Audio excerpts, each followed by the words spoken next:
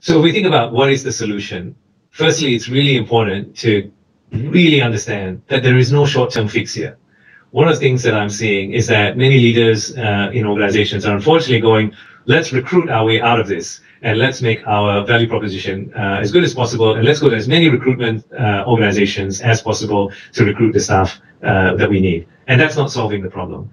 You do need to really solve the problem and alleviate the problem in the organization to rethink how you retain staff. And part of what we are doing at Energesse is actually using an evidence-based approach, and that is by actually collecting the data, surveying staff, understanding what they need, or gathering the data from the internal systems to actually clarify what's actually causing people to leave in your organization, not just the macro factors, but specifically in a specific department, in a specific specialty, why are they leaving? And specifically, why are they staying? What are the reasons for that? It's called a driver analysis or root cause analysis. But part of that, linked together with the cost of the turnover, will help you build a business case on specifically what kinds of programs you need to put in place, and more importantly, monitor the value of those programs. Track them, monitor them, evaluate the cost benefit of every program that you put in place. Many organizations, in terms of looking at workforce from a strategic perspective, are not doing this well.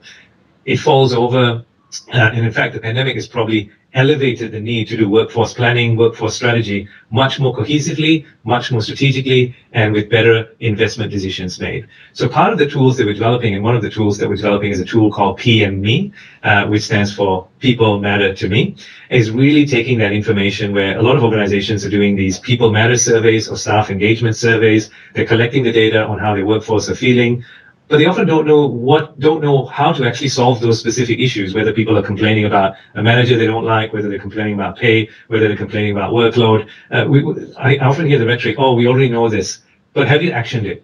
Have you tracked and measured it? Have you assigned an accountable leader to improve on it? Have you removed the roadblocks for them and allocated appropriate resources? When you follow that workforce plan and the workforce strategy end to end, you'll find that that end-to-end implementation is not done well. And this is what we see in a vast majority of cases. And so it's really important, if we are going to solve this, if you want to solve this within your organization, that you use an evidence-based approach where you collect some of this data and actually use the appropriate program for the appropriate problem. Otherwise, it's going to be implementing just short-term recruitment fixes alone will not solve the challenges in the organization.